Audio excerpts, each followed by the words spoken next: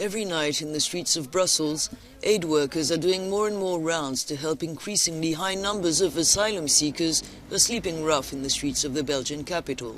So how long have you been sleeping in the street? 3 months, 4 months, me 65 days. Asylum, the agency processing asylum requests, can no longer cope with the hundreds of people coming from Afghanistan, Africa or the Middle East. Many of those who queue up each day to be registered are left out in the cold. Since the start of the year, at least 5,000 people who have placed an asylum request and as such are entitled to shelter here in Belgium have been denied accommodation. There's an epidemic of scabies that's hard to control in Brussels, since people without accommodation go back to their squats in the evening or to the streets. The crisis is such that even Ukrainian refugees who have a special status in Belgium as elsewhere in Europe are more and more numerous to sleep outside for lack of shelters. Although I've shown them documents certifying I've got cancer, they gave me shelter for one night in a hostel in the city center.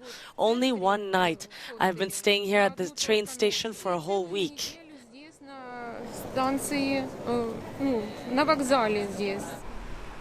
Groups of migrants have occupied empty buildings. This huge building, this squat, went from about 200 people to more than 600 in the space of a few days. Marie Doutrepont represents several of the occupants of the squat threatened with eviction within a collective of lawyers who are mobilized for international protection seekers. The Belgian state has been condemned 7,000 times by the Labour Court, which has said that it must provide accommodation for these people. The lawyers went to the European Court of Human Rights in Strasbourg, who just ordered provisional measures and confirmed this, saying that the law must be respected, that these people need to be sheltered, and that failing to do so is subjecting them to inhumane and degrading treatment.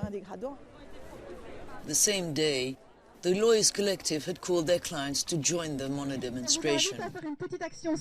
Since the European Court of Human Rights has condemned the Belgian state to no avail. Replying to critics that it lacks means, the government also points the finger at the absence of European solidarity. Arguments which the demonstrators say don't hold up, given the emergency.